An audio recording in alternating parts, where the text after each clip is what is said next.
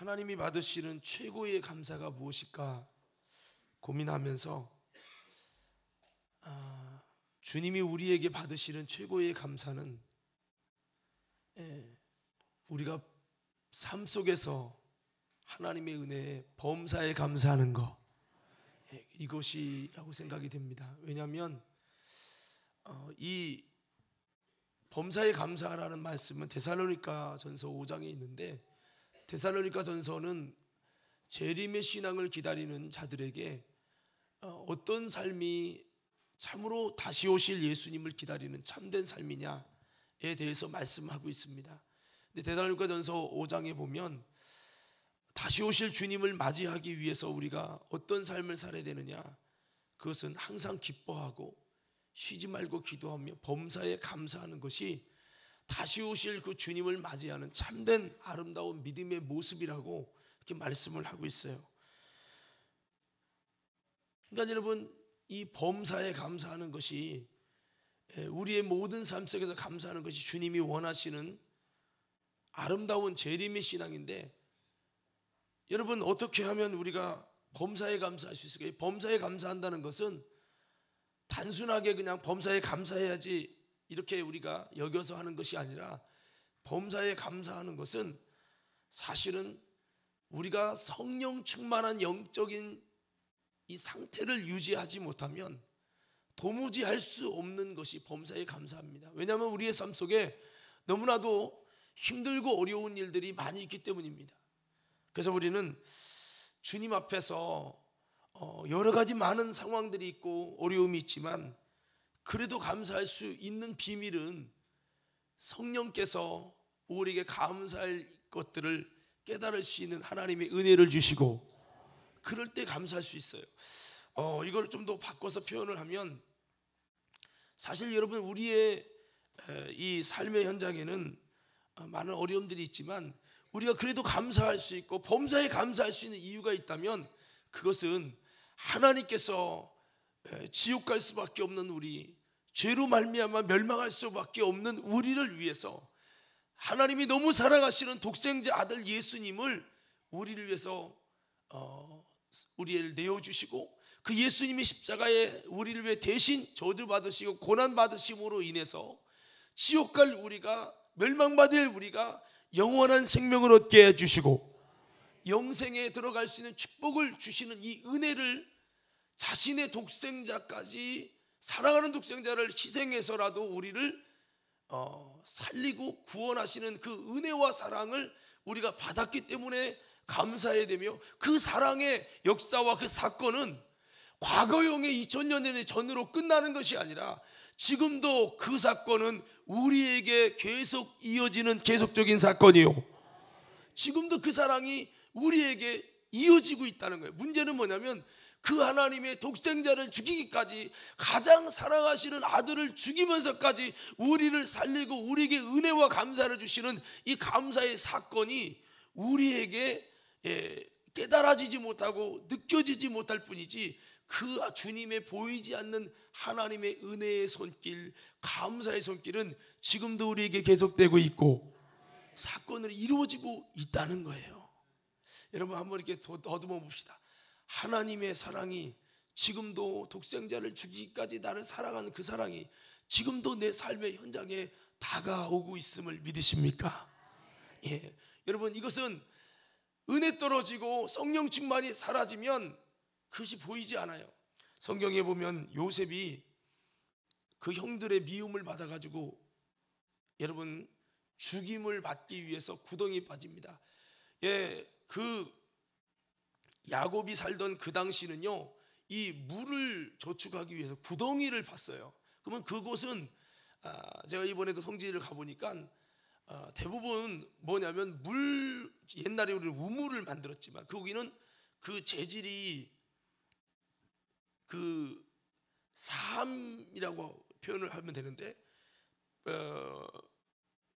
어떻게 보면 그 모래 같은 것이 돌덩이로 굳어지는 이제 그런 사암이 만들어져요. 그래서 바닷바람을 받고 또 여러분 그 이제 물을 만나면 만날수록 더 굳어지는 특징을 갖고 있는데, 물을 하기 위해서 구덩이를 이렇게 파놓으면 그 구덩이를 이렇게 잘 만들면은 그곳에서 물이 그냥 잘 고이는. 우리 옛날에도 여러분 물을 저축하기 저수지를 만들었었잖아요. 옛날에 그 당시는 이제 수도 뭐 관이 이렇게 되는 것이 아니기 때문에 물을 파놓아서 구덩이를 만들어서 거기서 물을 저축해서 물을 사용하곤 했어요. 그 물이 있는 구덩이에다가 그 요셉을 여러분 던져놓은 겁니다. 죽이려고. 근데 신기한 거는 죽이려고 넣었는데 구덩이에 물이 없었어요. 이게 뭐예요? 하나님의 은혜인데, 이게 육으로 보면 은혜가 아니라 내가 왜 죽임을 당하지 않으면 구덩이 안 떨어지면 될 것을 왜 구덩이 떨어져 갖고 형들의 미움 받아 가지고 재수가 없고 운이 없고 나는 인생이 꼬여서 형들의 미움 받아 가지고 그렇게 떨어진 것이다. 은혜의 눈이 닫히면 그렇게 보이는 거예요. 그래서 안 좋게 보지만은 하나님의 성령 안에서 우리에게 주시는 하나님의 은혜가 보이면 형들이 나를 미워하고 사탄이 나를 미워해서 그렇게 나를 죽이려고 그렇게 역사했지만 하나님은 나를 건지시고 하나님은 그 던전 그곳에서 죽지 아니하시도록 어쩌면 그렇게 던진 그 구덩이에 가뭄이 와가지고 물이 없어서 내가 그 물에 죽지 않고, 제가 그런 구덩이를 보니까요 한 여러분 2m 3m 이상이 돼서 도저히 이렇게 거기서 손을 쥐어도 올 수 없는, 제가 햄스터를 우리 아이가 키워가지고 거기 집을 정리하려면 이렇게 그 먹이 봉지에 넣어요. 거기다 넣으면은 빡 쳐서도 미끄니까 못 올라가니까 거기서 이렇게 놓은 다음에 이렇게 옮겨 놓는데, 이것처럼 그 구덩이가 이제 그렇게 돼 있다는 거죠. 그래서 여러분 또 도저히 나올 수 없으면 거기서 굶어 죽을 텐데 또 하나님의 은혜의 손길을 통해서 또 애굽으로 이제 팔려가고, 또 세상적으로 보면 애굽에 팔려간 것도 운이 안 좋아서 나는 이렇게 사람의 미움받고 남들은 안 미움받는데 나는 왜 이렇게 사람들에게 가족에게 나 혼자 미움받고 왕따를 당해서 이런 어려움을 받나. 인간적으로 보면 그래요. 그러나 하나님의 은혜의 눈으로 보면 그렇게 하나님의 그 손길을 통해서 나를 구덩이에 꺼내주시고 이제 은혜로 보이는 거죠. 그래서 제가 성령으로 우리가 그것이 보여야 여러분 우리는 감사할 수 있는 거예요. 지금도 하나님의 은혜의 손길이 내 삶 속에 일어나고 있는데, 어떤 사람은 나는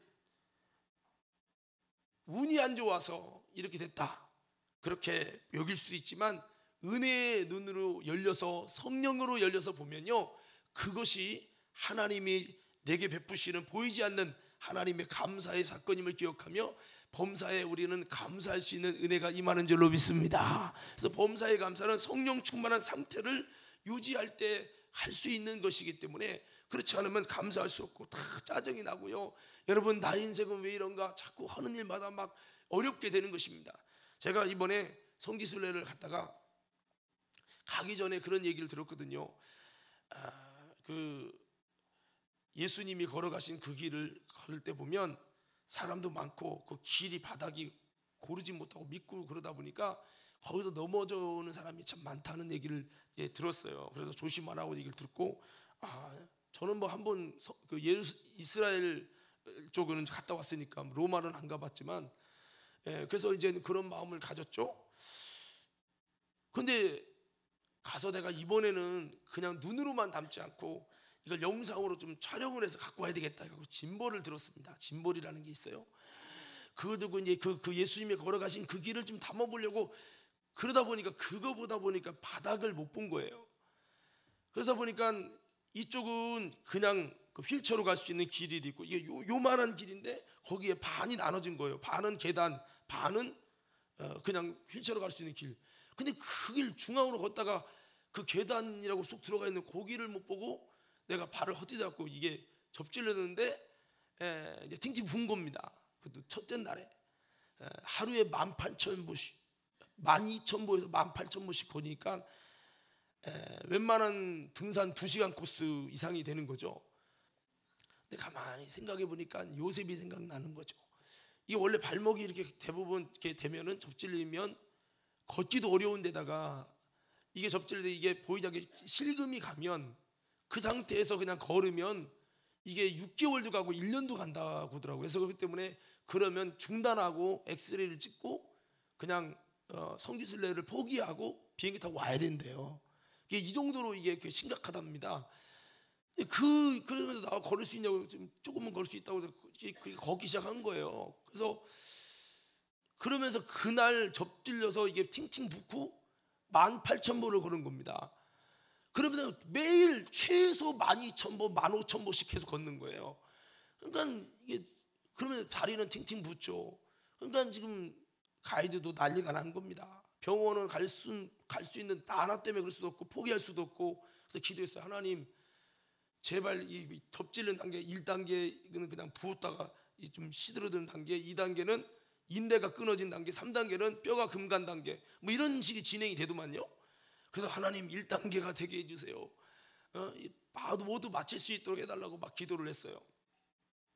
하나님의 은혜 가운데 붓기가 좀 이렇게 점점 수그러들어갔고, 은혜 가운데 이렇게 잘 하루에 12,000보씩 이상 걸는 그 성지순례 코스를 다 하고 은혜 가운데 왔어요.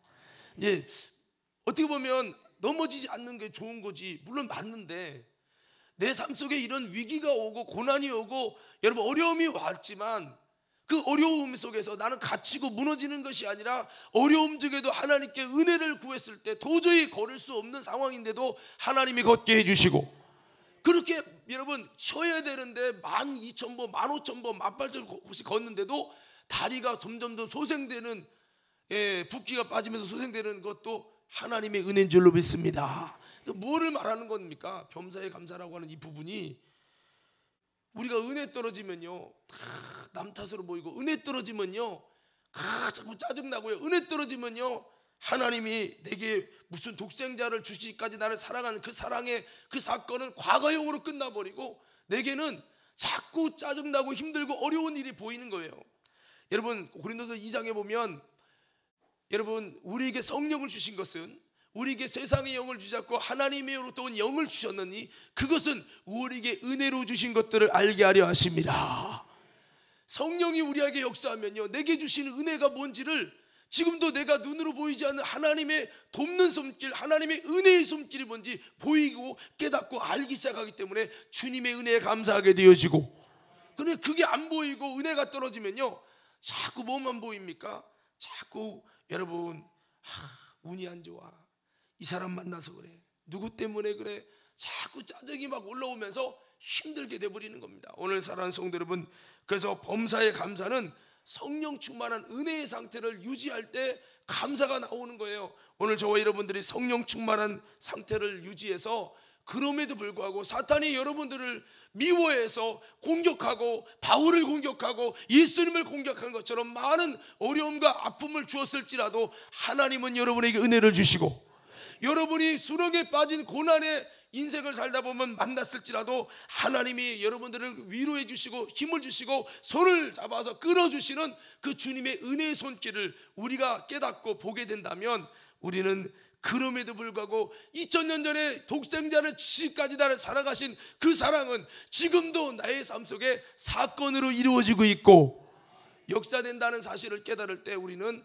범사에 그럼에도 불구하고 이런 은혜를 주신 하나님 감사합니다, 감사하게 되는 줄로 믿습니다. 그래서 우리는 이 성령 충만한 상태를 통해서 범사에 감사해야 되겠고, 또 우리가 하나님이 우리에게 주시는 최고의 이 감사를 묵상해 보니까 어떤 감사냐면, 바로 이 땅에서 주시는 여러분 뭐 건강의 복이든 아니면 물질의 감사든 여러분 이런 것들은 유하는 거라면, 바로 영원한 감사인 영혼을 추수하는 영혼 추수가 바로 여러분 주님이 보실 때 하나님이 기뻐하시는 최고의 감사인 줄로 믿습니다.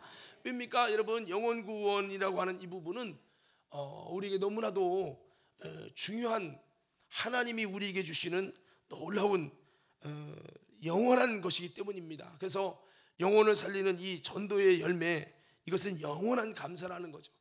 하나님께서 우리가 뭐 곡식을 주셨습니다, 하나님 직장이 잘 되게 하셨습니다, 하나님 내가 정말 좋은 사람 만나게 했습니다, 뭐 여러 가지 우리에게 감사가 있겠지만, 영혼을 추수해서 하나님 영혼을 추수했습니다, 영혼을 살렸습니다 라고 할 때 그것은 하나님 보실 때 영원한 것이요 영원한 감사의 사건이 된다는 거죠. 그래서 저는 여러분들이 영혼 추수하는 전도의 열매를 맺어서 하나님께 최고의 감사를 올려드리는 이번 절기가 되기를 주의 이름으로 축원합니다. 그래서 많은 교회들이 이 전도라고 하는 추수감사절 때 총력전도주의를 많이 하기도 하는데요, 영혼 추수는 하나님 보실 때 참 영원한 감사라고 하는 것입니다.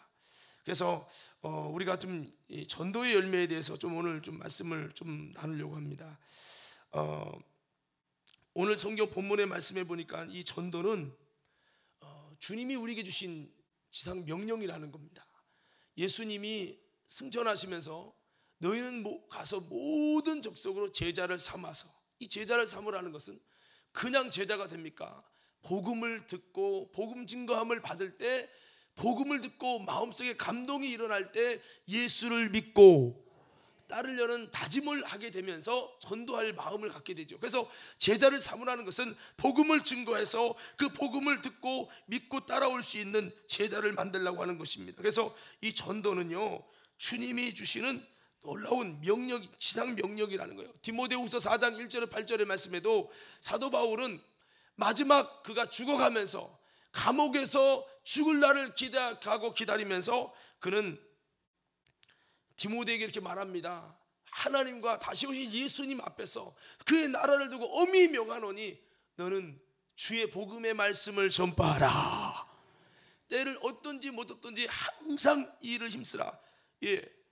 바울은 이 주님의 복음을 증거하는 것을 주님의 지상 명령으로 받고 순종하면서 마지막 죽어가면서 그렇게 했다는 거예요. 제가 이번에 사실 로마는 제가 처음 갔는데, 로마라는 성지 코스를 갔더니 사도 바울의 마지막 죽음, 오늘 이 본문의 말씀인 디모데후서 4장을 기록한 그 마지막 죽음의 그 터를 가보게 됐습니다. 영상 한번 잠깐 좀 보여주시고요. 이곳이 그 바울이 마지막 죽기 바로 전에 묵었던 그 감옥입니다. 여기서 이제 디모데후서를 쓰고 디모데에게 여러분 정말 전도에 힘쓰라고. 사실 바울이 왜 죽었습니까? 아그리파 왕이 말합니다. 바울아, 너 예수만 전하지 않으면 너는 로마의 시민권을 가지고 얼마든지 편안하게 살 수 있는데 너 왜 예수를 증거하니? 예수만 전하지 마. 그러면 너 얼마든지 잘 살 수 있어 라고 이야기하는데 바울은 그 말을 듣지 않습니다. 끝까지 주님의 명령대로 순종하여 복음을 전하겠다는 거예요. 이 복음 전하겠다는 그 의지 때문에, 아니 바울이 여러분 감옥에 갇혔어요. 로마의 감옥에 갇혔을 때는 이미 1차 전도행위, 2차 전도행위, 3차 전도행위 다 마친 다음에요, 그를 통해 수많은 전도의 열매가 나타났어요. 이제는 은퇴해도 돼요. 이제는 그만 전해도 돼요. 그런데 마지막까지 복음 전한다는 그 의지가 로마인들에게 걸림돌이 되고 거북한 일이 돼서 바울을 죽이겠다는 거예요. 근데 마지막 죽어가면서 사형 선고를 받고 이제 목배임 받기 바로 직전에 바울은 글을 씁니다. 디모데야, 내가 마지막 말을 전하느니 하나님과 예수님 앞에 내가 엄히 너에게 명령한다. 복음 전하는 것을 중단하지 말고, 많은 사람이 귀가 가려지고 강박해서 복음을 듣지 않고 복음 전하는 걸 안 하려고 하지만, 나는 복음 전하는 이것 때문에, 전도 때문에 지금 순교당해서 내 목숨에 목이 잘려 피가 관자와 같이 전제와 같이 뿌려지는 일이 일어나게 될 텐데, 그럴지라도 나는 마지막까지 선한 싸움을 싸고 달려갈 길을 맞춰서 주님의 면류관이 예비되어 있다 하면서 사도 바울은 디모데에게 여러분 이 전도의 이 바톤을 넘겨주면서 그렇게 감옥에서 이 편지를 쓴 거예요. 오늘 이 신령한 바톤이 우리 과림교회 성도들에게도 전달되기를 주의 이름으로 축원합니다. 그래서 이 감옥에서 편지를 쓴 거면서 넘겨주세요. 우리 사진을 찍은 것이고요. 넘겨주세요. 요거는 이제 후에 보여줘야 될 거네요. 넘겨주시고, 요게 이제 잘 보일지 모르겠는데 좀 밝아서 좀 안 보이는데 이 고문하고 이제 하는 장면이에요. 이것은 사도 바울을 지금 칼로 이제 목에서 내려치는 것이고, 요것이 목을 거기다 이렇게 올려놓고 치는 건데, 거기 바울을 죽였던 현장에 2000년 전에 죽였던 이 기둥이 그대로 있어요. 그래서 그거를 이제 보고 여기다가 목을 올려놓고 동그란 데 목을 올려놓고 팍 친 겁니다. 한번 넘겨주시고요. 이게 사실은 이제 그림이 이제 희미한데 이게 바울의 목이고 그리고 여기 있는 것이 바울 목을 친 이 기둥입니다. 거기다가 목을 내고 쳐서 이게 바울의 몸이에요. 몸에서 목 잘라져 갖고 지금 흐르면서 피가 튀면서 흘러나온 거를 그림을 그린 겁니다. 이 참혹한 순교를 당했지만 이게 뭐냐면 세상에서는 참혹하지만 하나님은 영광을 받으시고 요걸 그림으로 이렇게 그린 거예요. 저는 여기서 이걸 보면서 그냥 웃으면서 사진을 찍을 수도 없었고, 무엇이 그로 하여금 이렇게 순교에 복음 때문에 순교하게 했을까? 복음에 순종할 수 있는 그 힘, 마지막에 목배임을 받기 전에 그 마지막 감옥에 있으면서 전도하라고 이렇게 디모데에게 글을 쓸 수 있었을까? 그의 디모데후서 4장을 보면 이 감옥에 쓰는 옥중 서신인데 전혀 죽음을 두려워하거나 내가 전도만 안 했으면 이렇게 죽을 수 없는데 하면서 비참해하는 것을 전혀 느낄 수가 없어요. 이제 넘겨주시고요. 여기 거기 죽음 곳에 이제 성전이 이제 세워진 겁니다. 넘겨주시고요. 그 성전이고 넘겨주시고 그래서 바울의 그 목 잘려진 이제 그것을 기념해서 이렇게 이제 돼 있습니다. 그곳에 이제 바울의 시신도 그렇게 안치되고 이제 그렇게 했던 이제 감옥이었고 그곳에 또 그렇게 이어지게 됐는데요. 자, 저는 이걸 보면서 주님의 목소리를 명령으로 받았던 사도 바울, 지금도 주님의 목소리를 성령의 명령으로 받는 자가 있는가 하면 롯의 사위처럼 농담으로 여기고 주님의 지상 명령과 나와 아무 무관한 것으로 여기는 사람들이 있어요. 그러나 하나님의 전도의 열매, 하나님의 역사는 지금도 여러분 주님의 목소리를 성령의 목소리로 주님의 명령으로 받는 자들에게서 놀라운 이런 역사들이 일어난다는 거예요. 저는 전도가 무엇입니까? 주님이 우리에게 주신 마지막 지상 명령, 바울은 이 지상 명령을 여러분 그대로 디모데에게 이 바톤을 이어주기 위해서 오늘 디모데후서 4장을 쓰면서 이렇게 말씀을 했습니다. 어떻게 말로는 표현할 수 없지만 애타는 마음을 가지고 바울은 정말 주님이 오실 것과 주님의 나라를 두고 엄히 명하노니 너는 때를 얻든지 못 얻든지 복음을 전하. 그러나 사실 우리 그리스도인들이 복음을 그렇게 전하려고 하느냐? 교회만 다니지 복음 전하기 위해서 정말 무슨 대가를 지불하려고 하지 않는다는 거예요. 근데 저는 그곳에 가서 대가 지불을 하면서까지 영혼 구원하려고 하는 이 중심이 서지 않으면 안 되겠구나. 예수님은 자기를 버리셨고 영혼 구원을 위해서는 희생과 대가 지불이 없이는 결코 안 된다는 것을 깨닫게 되면서 바울은 나 자신이 목이 잘려서 피가 튈 때, 세상 앞에 나의 순교의 피가 튈 때, 이것은 전제, 하나님께 드리는 전제 속에 마지막 포도주스를 부어서 하나님께 딱 올라가는 사건이 되듯 내 피가 이 로마 땅에 복음의 놀라운 전제의 피처럼 부어질 것이라고 그렇게 결단하면서 바울은 자기 자신을 복음을 위해 마지막은 피로 뿌렸습니다. 나는 주를 위해서 무엇을 부인하고 무엇을 버리고 주를 따르고 있는가? 저는 여러 가지 생각을 해봤어요. 바울은 결혼 없이도 살았는데 나도 만약에 결혼 안 하고 주님이 부르신다면 결혼을 포기하고 주를 위해 할 수 있을까? 예수님을 따르기 위해서 나는 무엇을 지불하고 있는가? 바울은 복음을 위해서는 고기도 먹지 않겠다고 했고, 내가 만일 좋아하는 소고기나 돼지고기를 먹지 말아야 된다면 그걸 먹지 않고라도 주님을 따를까? 또 생각을 해봤어요.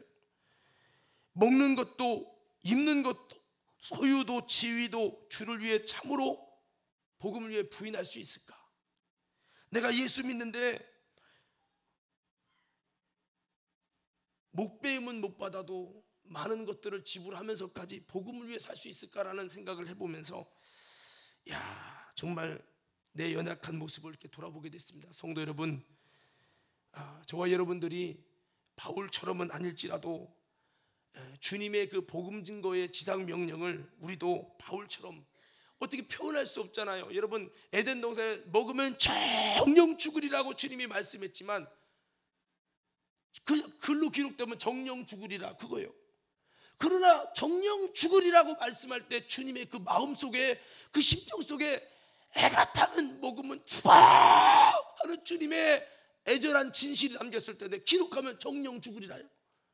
우리는 복음을 전파하라 이 말씀 속에 예수님의 진실과 예수님의 중심과 그 간절함이 담겨 있을 텐데 그 간절함을 우리는 성령으로 만나지 못한다면 가서 복음 전하라, 제자 삼으라, 그냥 이 정도쯤으로만 받아들일 겁니다. 오늘 이 말씀이 성령으로 받아들여졌던 사도 바울은 이거를 디모데에게 전달하고 싶은데 이것은 줄 수 없는 거잖아요. 그러니까 애가 타는 마음으로 복음을 이렇게 전하라고 주님의 명령으로 받았던 바울. 오늘 우리는 다시 한번 이 전도가 주님의 지상 명령임을 기억하며 우리 과림교회 모든 성도들도 롯의 사위처럼 듣는 것이 아니라 주님의 지상 명령으로 받아서 복음에 순종할 수 있는 아름다운 신앙 되기를 주의 이름으로 축원합니다. 여러분, 전도가 무엇인가 보니까 마태복음 7장에 보니까 주님의 뜻대로 행하는 자가 천국 갈 것이다 라고 했는데 그 주님의 뜻이 뭐냐? 예수님은 요한복음 6장에 보니까 37절에서 40절에 보니까 나는 내 뜻을 행하러 온 것이 아니라 아버지 뜻을 행하러 왔다. 아버지 뜻이 뭐냐?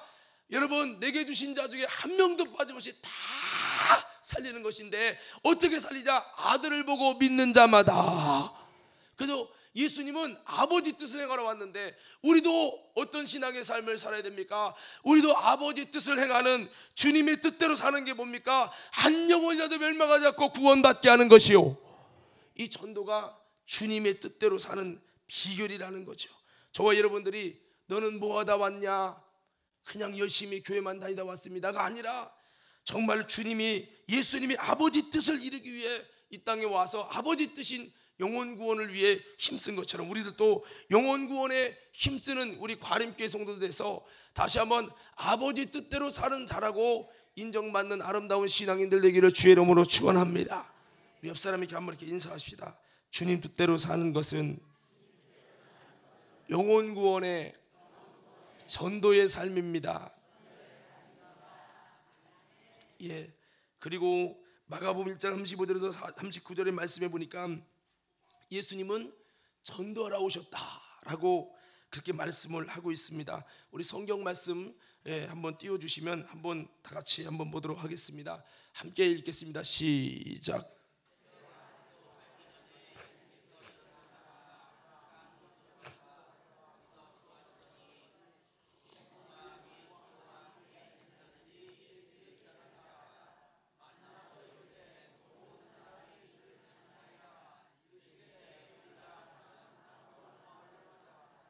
거기서도 전도하리니 내가 이를 위하여 왔노라 하시고 이에 온 갈릴리에 다니시며 그들의 여러 회당에서 전도하시고 또 귀신들을 내어 쫓으시더라. 아멘. 여기 보면 많은 사람이 찾았지만 그 많은 사람이 찾는 사람의 요구에 이끌리지 않고 하나님의 요구에 이끌려서 주님은 다른 마을로 가서 전도하려고 하셨어요. 여러분, 그리고 내가 이를 위해 왔다 그랬어요. 전도가 무엇입니까? 주님이 이 땅에 오신 목적이고 우리가 전도한다면 그것은 우리가 주님 오신 이유를 위해서 사는 삶이라는 거예요. 저는 우리 과림교회 성도들이 예수님이 이 땅에 오신 이유를 위해서, 예수님이 이 땅에 오신 이유를 위해 살아가는 참 그리스도인들 되기를 주의 이름으로 축복합니다. 그렇습니다. 전도는 또 무엇입니까? 사도행전 1장 8절에 보니까 성령께서 내 속에서 이루시는 권능의 열매라는 거예요. 성령이 우리에게 오시게, 성령을 우리에게 보내주시는 목적이 뭐냐? 사마리아 땅 끝까지 내 증인, 예수의 복음을 증거하는 증인, 되게 하는 것이 성령을 우리에게 보내주시는 목적이라는 거예요. 그 성령이 우리에게 오셔서 권능을 주심으로 복음을 담대히 증거하게 해서 죽음을 무릅쓰고라도 증거할 수 있는 그 힘을 얻게 해서 권능을 통해서 그 성령이 내 속에서 권능의 열매를 이루시는 것은 예수 증인되는 전도요. 그러니까 우리는 이 전도한다는 것은 성령의 아름다운 권능의 열매를 이루는 것이다. 그리고 에베소 2장 여러분 7절과 10절에 보니까 전도는 한번 따라 합시다. 우리를 지으신 창조주의 목적이다. 자, 우리 7절 한번 10절 한번 읽어봅시다. 시작.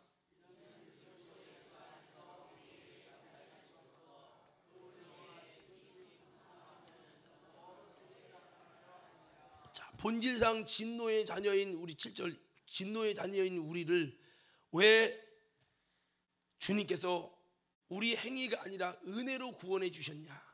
그것은 이는 하고 설명해 줍니다. 그리스도 예수 안에서 우리에게 자식비 하심으로써 그 은혜의 지극히 풍성함을, 그 주님의 그 은혜를 오는 여러 세대에게 나타내기 위해서다라고 했어요. 우리의 삶이 여러분 주님의 은혜의 풍성함을, 나 같은 자를 구원하신 주님의 은혜의 풍성함을 여러 세대에 나타내는 전도의 삶이 되길 바랍니다. 그렇게 하기 위해서 주님이 우리를 은혜로 값없이 구원해 주셨다는 거죠. 10절의 말씀해 보니까 우리를 지으신 목적을 말합니다. 10절 시작.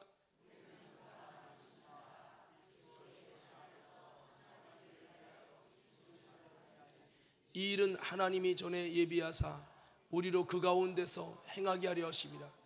우리를 예수 안에서 선한 일을 위하여 지으심을 받은 자가 바로 우리라는 거죠. 그래서 예수 안에서 선한 일을 하게 하려고 우리를 만들었다는 거예요. 우리를 만드신 목적이 뭐냐? 이 일은 하나님이 우리로 그 가운데서 행하게 하십니다. 이 선한 일이 과연 뭐냐는 거죠. 그것이 바로 이 앞에 있는 7절을 받고 있습니다. 그것이 바로 전도예요. 에베소 1장의 내용 보면 우리를 영혼을 구원하는 예수 이름의 기업으로 우리를 삼으셨다고 말씀하고 있어요. 저를 통해서 여러분 대신방의 말씀을 들은 분들은 지금 이 말이 무슨 말인지, 에베소 1장의 내용이 뭐를 말하고 있는지 여러분 들어서 아실 겁니다. 전도는 우리를 지신 창조주의 목적입니다. 사과나무의 열매가 사과 열매를 맺지 않으면 그 나무는 찢겨버려지게 될 것입니다. 배나무의 열매가 배를 맺지 못하면 그 나무도 열매를 맺지 못하는 그 나무는 찢겨질 것입니다. 이것처럼 우리를 지으신 창조주의 목적이 예수 안에서 선한 일을 하는 것인데, 그 선한 일을 하는 것이 뭐냐? 바로 오는 여러 세대에게 주의 복음을 증거하는, 영혼 구원하는 전도의 역사, 이것이 우리를 지신 창조주의 목적이라는 거예요. 제가 여러분 우리를 지신 창조주의 목적이 무엇이라고요? 그러면 여러분이 전도 이렇게 외쳐보겠습니다. 우리를 지신 창조주의 목적이 뭐라고요? 여기 봐요, 여기 봐요. 다시 한번 여러분 믿음으로 크게 외치세요.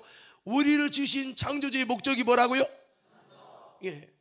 우리를 이 예수 안에 있는 선한 일을 위해 지음을 받았다는 거예요. 지은 목적도 그렇고, 우리에게 부족하지만 연약하지만 우리를 하나님의 자녀 삼고 은혜로 말미암아 우리를 구원해 주신 목적, 그게 바로 무엇이냐? 오는 여러 세대에게 주님의 그 은혜를 증거하기 위해서, 복음을 전하기 위해서 우리에게 그런 은혜를 먼저 주셨다라고 성경은 기록하고 있습니다. 오늘 성도 여러분, 다시 한번 창조주의 목적에 아름다운 사명 감당하는 아름다운 우리 과림교회 성도들 되기를 바랍니다. 다니엘서 12장 3절에도 보면 전도는 썩지 않는 하늘의 영원한 상급이요 기업이라는 겁니다. 지혜 있는 자는 공창의 빛과 같이 빛날 것이요 많은 사람을 옳은 대로 돌아오게 한 자는 별과 같이 영원토록 빛나리라. 이것은 별과 같이 영원토록 빛난다는 것은 하늘의 상급을 말하고 있는 겁니다. 많은 사람을 정말 옳은 대로 돌아오게 하는 것이 무엇일까요? 오늘 여러분 정말 옳은 대로 돌아온다는, 옳은 데가 무엇입니까? 예수 그리스도의 길, 내가 곧 길이요 진리요 생명이라고 여러분 말씀하고 있는데, 우리는 예수 그리스도에게 돌아오는 것, 하나님 아버지께로 돌아오는 것, 당자가 아버지께 돌아오듯 주님께 돌아오도록 우리가 이끌어주는 이 길이 바로 전도입니다.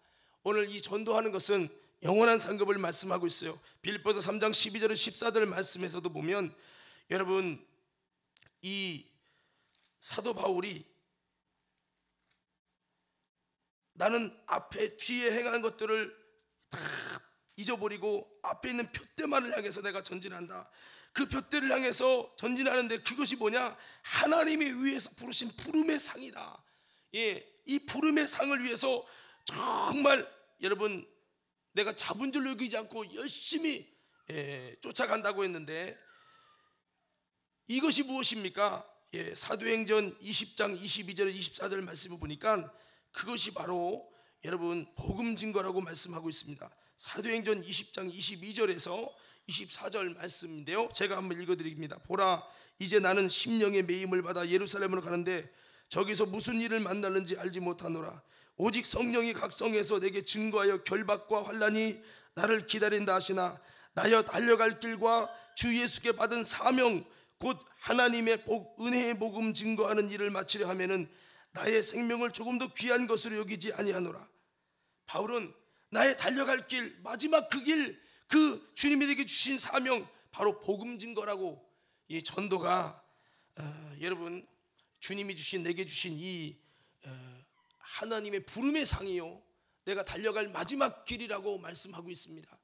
오늘 저와 여러분들도 이것은 바울에게만 주신 것이 아니라 오늘 성경 본문의 말씀에도 디모데후서 4장 8절에도 이것은 내게만 주신 것이 아니라 주님의 나타나심을 사모하며 믿음으로 선한 싸움을 싸워서 주님이 우리에게 부르신 부름의 상 복음 증거를 위해 영혼 살리는 이 귀한 역사를 이루는 자에게 모두에게 주시는 상급이라고 말씀한 것처럼 저와 여러분들이 썩지 않는 하늘의 영원한 상급이요 기업이 전도임을 기억하면서 이 영원한 상급을 위해 힘쓰는 우리 과림교회 성도들 되기를 주의 이름으로 축원합니다.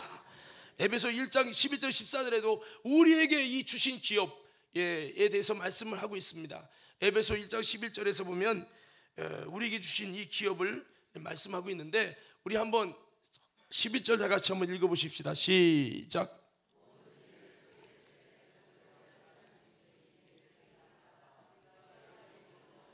우리가 그 안에서 기업으로 예정을 입었다는 거예요. 그 주님이 우리를 기업 주신 그 기업이 뭐냐?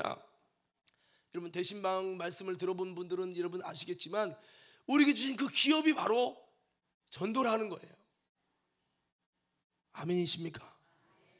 할렐루야. 자, 전도는 이웃 사랑이고 영혼 사랑이라는 겁니다.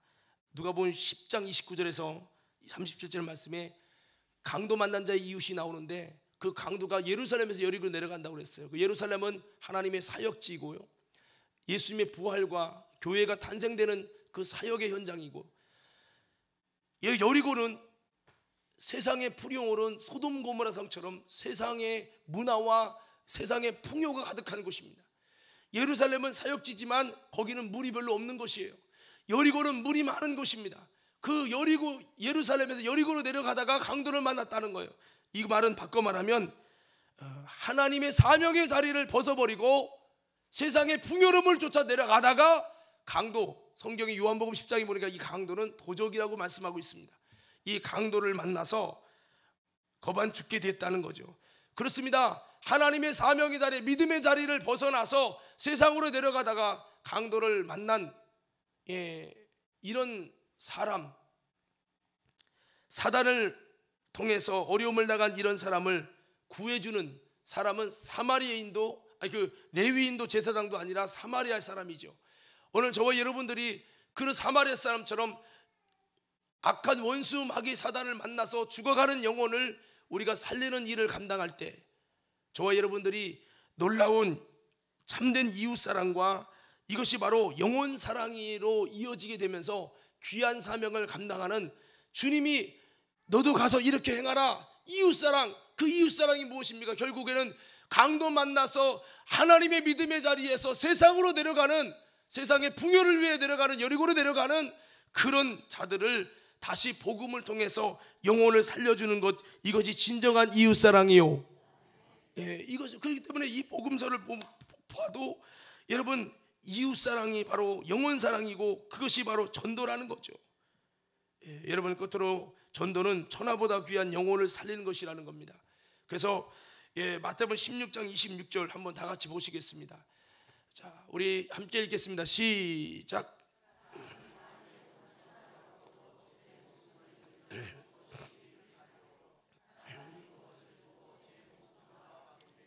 여기서 말하는 제 목숨은 인간의 이 육신의 목숨만을 말하는 게 아니라 그 생명을 말하는 것입니다.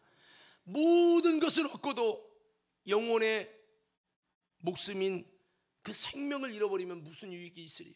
그러므로 천하보다 귀한 것이 뭐냐? 바로 여러분 한 영혼입니다.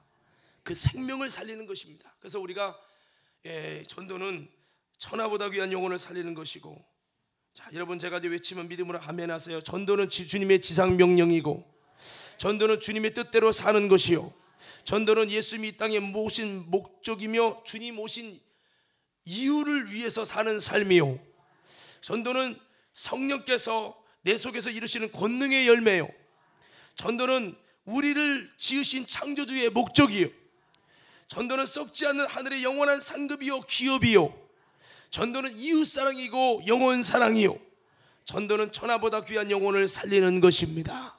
이제 제가 설교 마무리 할 것입니다. 여러분 이런 말씀을 들어서 우리가 지식적으로 이론적으로 압니다. 근데 이걸 이론적으로 안다고 전도할 수 있는 건 아니에요.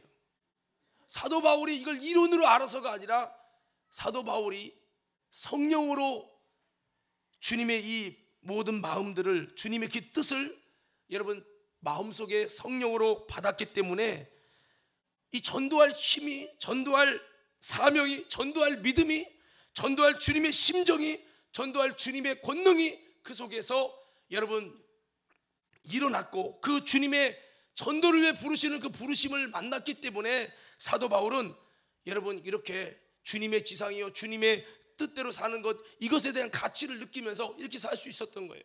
저는 여러분들에게 부탁을 드립니다.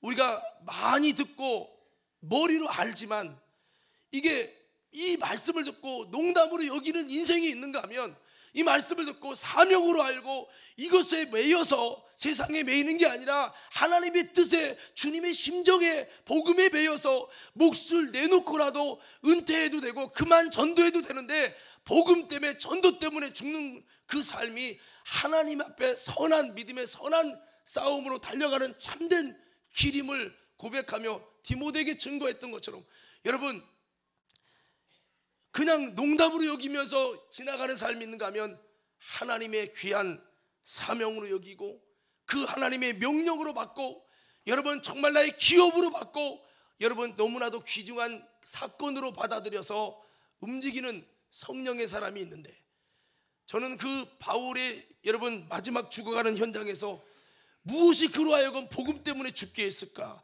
무엇이 그로 하여금 복음 때문에 자신의 인생을 마무리하게 했을까?